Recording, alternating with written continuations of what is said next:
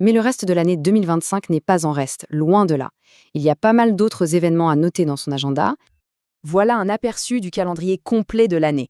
Alors, pas de panique, on ne va pas passer en revue chaque date, mais on va se concentrer sur les moments vraiment immanquables. Alors, à vos agendas.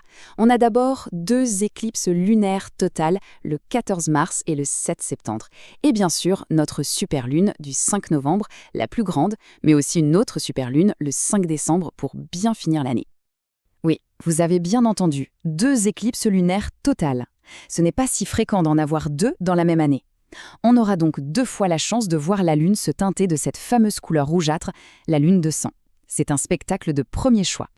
Mais au-delà de l'astronomie pure et dure, tous ces événements nous rappellent quelque chose d'important, la connexion très profonde que l'humanité a toujours eue avec la Lune. Quand on y pense, ça se voit partout. Dans les noms qu'on donne aux pleines lunes, qui la relient aux saisons, ça se voit aussi dans des traditions comme le jardinage avec la lune. Depuis toujours, elle est notre horloge dans le ciel. Tout ça pour dire que la prochaine fois qu'il fera nuit et que le ciel sera bien dégagé, ça vaut le coup de s'arrêter juste une minute et de lever la tête. C'est une façon de se rappeler qu'on fait tous partie de quelque chose de bien plus grand.